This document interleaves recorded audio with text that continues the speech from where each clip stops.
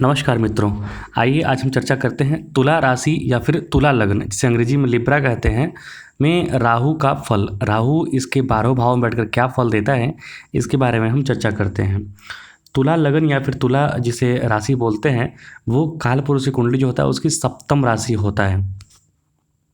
मतलब कि जो प्रथम राशि होता है वो आप होते हैं और जो सप्तम राशि होता है वो आपका हाफ पार्टनर होता है, मतलब जिसे आप कंप्लीट बोल सकते हैं, जिसको पाकर आप कंप्लीट होते हैं, पूर्ण होते हैं।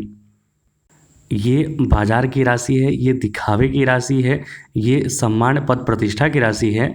अगर आप देखेंगे तो ये दशम से दशम होता है, मतलब कि समाज में मान पद प्रतिष्ठा वगैरह भी हम यहाँ से देखते हैं। व्यक्ति को किस प्रकार की पद प्रतिष्ठा, मान सम्मान, उसके शत्रु कैसे होंगे, उसके सामने वाला जो पार्टनर होगा वो कैसा होगा, ये सारी चीज़ें हम यहाँ तुला राशि से देखते हैं।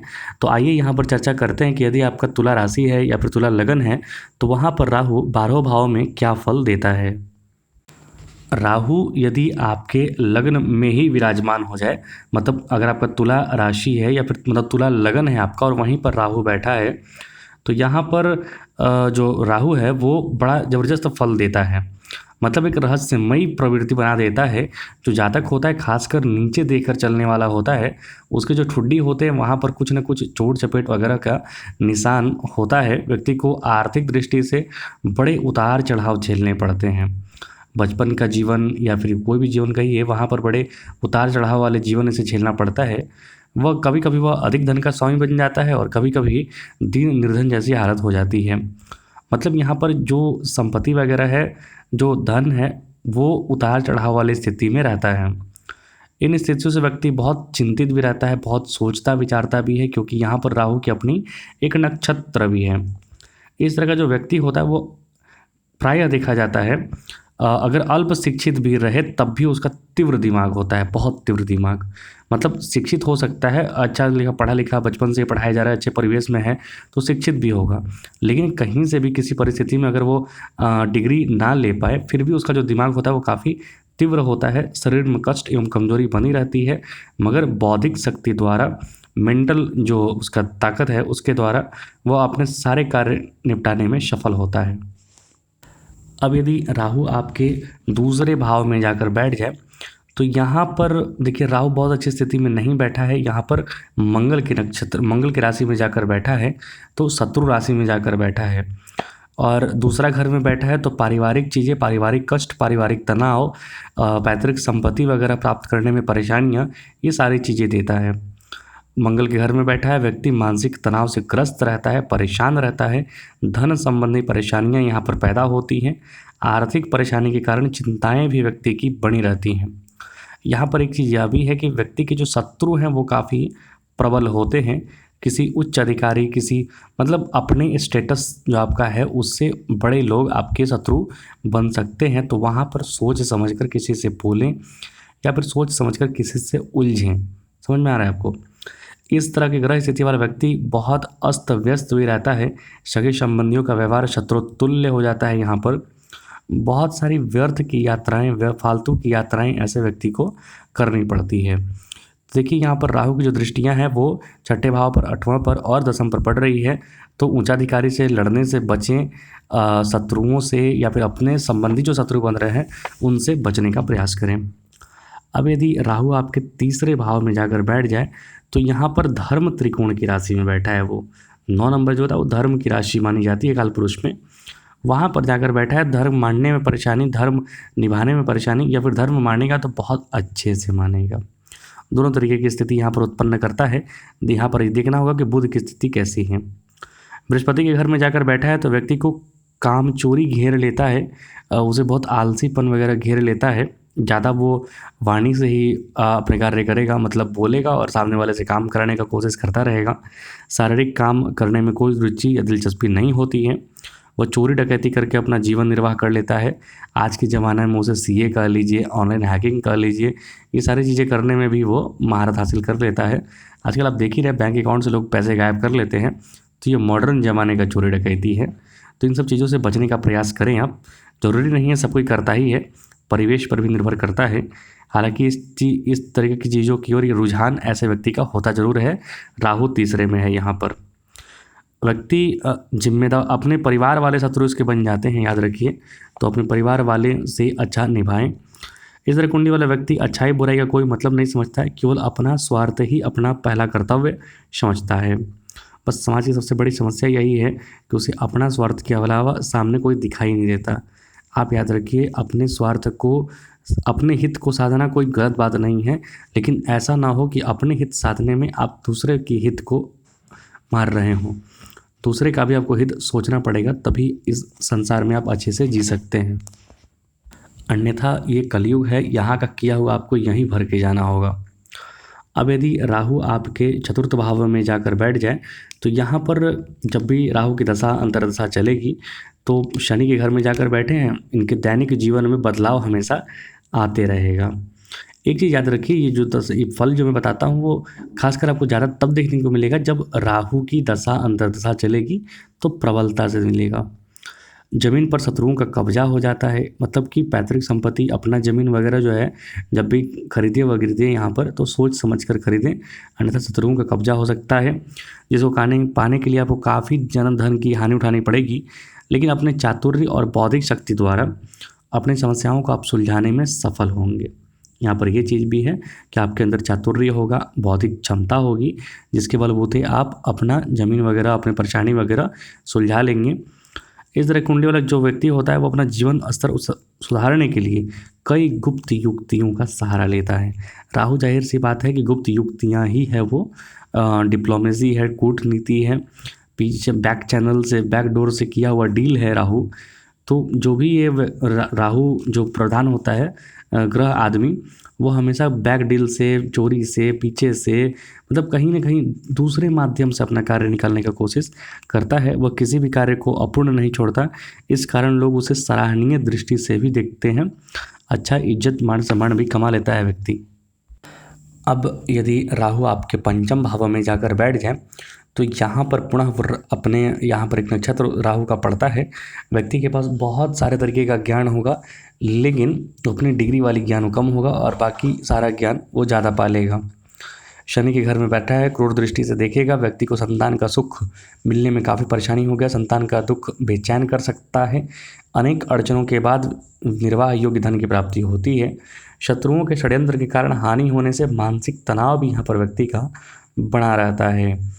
तो जो भी अपना धन खर्च करें, धन प्राप्ति का मार्ग ढूंढें, वो आप अपने कठिन परिश्रम, कठिन मेहनत से करने का प्रयास करें, शॉर्टकट ढूंढने का कोशिश ना करें।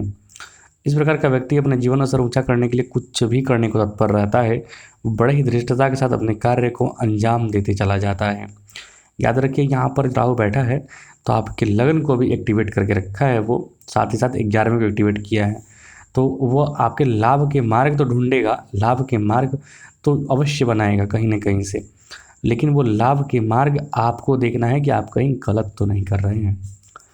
अब यदि राहु आपके छठे भाव में जाकर बैठ जाए तो व्यक्ति अपना पौरुष और अपना सामर्थ्य, अपना स्ट्रगल करने की क्षमता, वो सब कुछ बढ़ा देता है, जिससे उसका जीवन स्तर ऊंचा उड़ जाता है। धन लाभ तथा उन्नति के साधन में बढ़ोतरी का योग बनता है यहाँ पर। उसके लिए वह कई कूटनीतिक तरीके भी अपनाता है। याद रखिए, राहु बाहुल्य व्यक्ति जो भी होता है, राहु जहाँ प्रभावी ज़्यादा है जिस कुंडली में, वो व्यक्ति हमेशा कूटनीति का सहारा, डिप्लोमेसी का सहारा, बैक चैनल का सहारा लेता है। सगे संबंधियों को किसी बात की भनक तक नहीं लगती और अपना कार्य पूर्ण कर लेता है। मतलब तब जब तक कि किसी को पता चले वो अपना कार्य करके निकल लेता है, इस तरीके की स्थिति बनती है। इस तरह ग्रह स्थिति वाले व्यक्ति का शत्रु उससे हार मान लेते हैं, मगर उसका जीवन हमेशा संघर्ष में बना रहता है, क्योंकि छठा भाव है, संघर्ष का भाव है। तो आप संघर्ष में विजयी तो बनेंगे, शत्रुहंता तो बनेंगे, लेकिन संघर्ष आपको जीवन पर्यंत करना रहेगा। अपने कार्य में व्यक्ति हमेशा संलग्न रहता है, लगा रहता है, मेहनती होता है, कर्मठ होता है, जुझारू होता है। ये नेता वगैरह में, कंपटीशन वगैरह में उठे तो वहाँ भी जीतने के योग बनते हैं। अब यदि राहु आपके सप्तम भाव में जाकर बैठ जाए तो पुनः ये राहु मंगल के नक्षत्र, मंगल की राशि में जाकर बैठ गया है।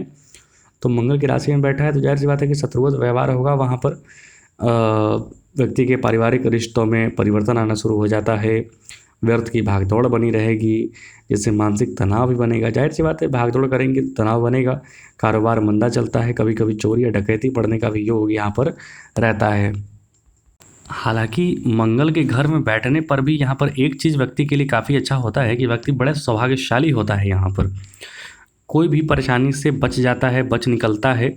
शत्रु उसके बड़े टेढ़े मिलते हैं, दूसरे टाइप के मिलते हैं, लेकिन फिर भी वो उन पर विजय प्राप्त कर लेता है। लोग उसकी मान प्रतिष्ठा और सराहना जरूर करते हैं, उसका नाम जरूर लेते हैं। यहाँ पर अगर आप देखेंगे तो राहु जो है आपके 11वें को एक्टिवेट करके रखेगा। जब भी राहु की दशा अंतर्दशा चलेगी, लाभ के योग बनेंगे। चाहे कहीं से भी बने, थोड़ा परेशानी होकर बने, लेकिन लाभ के योग बनेंगे। लगन एक्टिवेट है आपका यहाँ पर, तो आपका जो एक मायावी टाइप का आपका एक इमेज बनेगा। मतलब आप कमज़ोर भी हैं, फिर भी आप मजबूत लगेंगे लोगों को, और साहस पराक्रम तो बढ़ाएगा ही।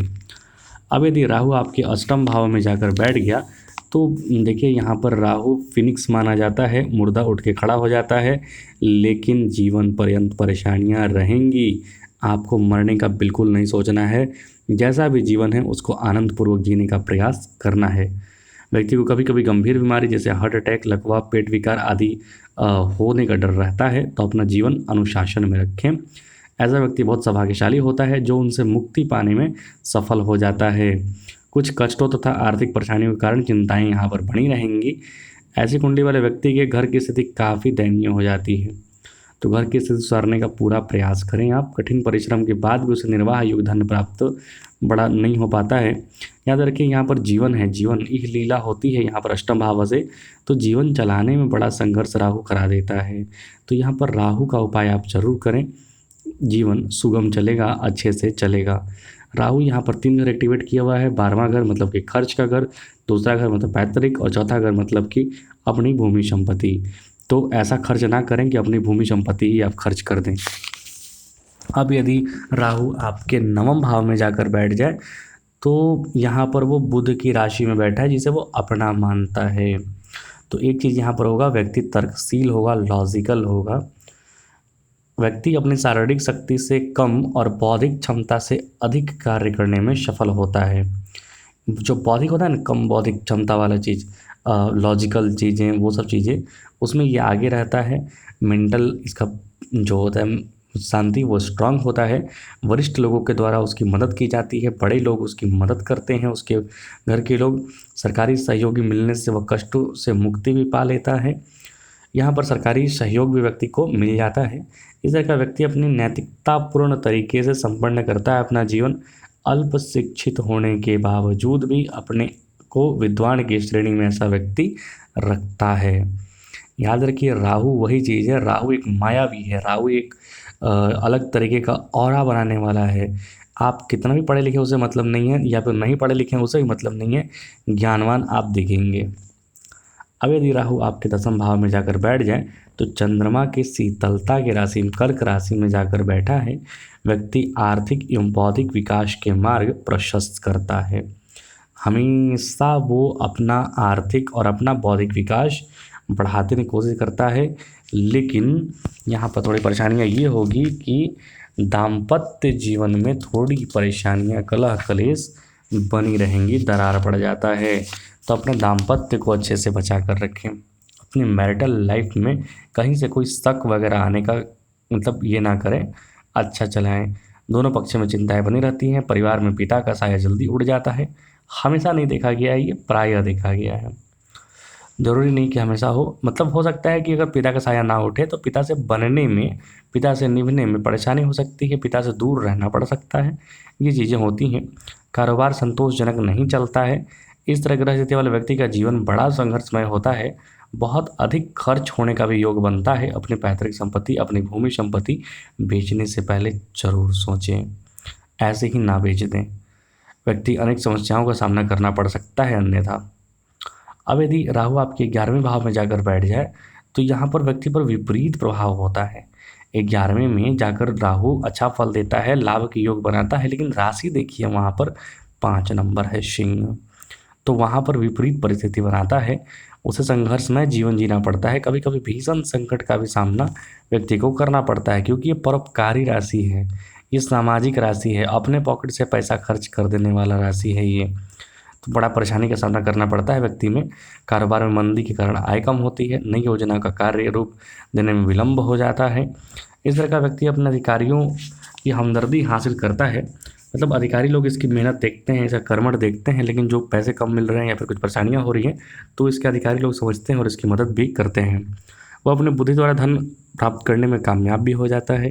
संघर्षों में कुछ कमी आ जाती है, मतलब ये चीज़ें धीरे धीरे होंगी, आपको स्टार्टिंग में यहाँ पर स्ट्रगल फेस करना ही होगा।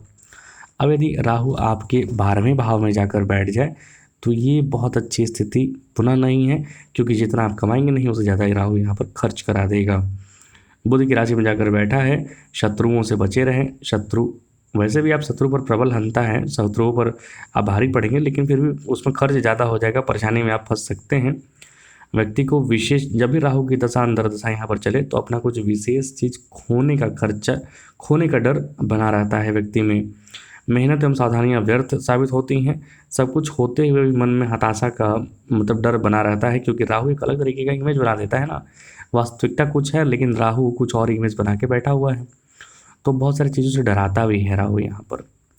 कौटुंबिक खर्च, आय से अधिक खर्च बढ़ जाता है। पारिवारिक खर्च आय से अधिक बढ़ जाता है, तो यहाँ परेशानी होता है व्यक्ति को। इस प्रकार कुंडली वाले व्यक्ति को अत्यंत संघर्ष और परिश्रम के बाद सफलता मिलती है। साहस और शौर्यवान में निरंतर वृद्धि होती रहती है। व्यक्ति की साहस में कहीं कोई कमी नहीं रहेगी। शत्रु हंता रहेंगे आप, अचानक से धन संपत्ति प्राप्त होने के भी योग्य बनेंगे, लेकिन अपने पैतृक संपत्ति बेचने से बचें। खर्च पर नियंत्रण रखें।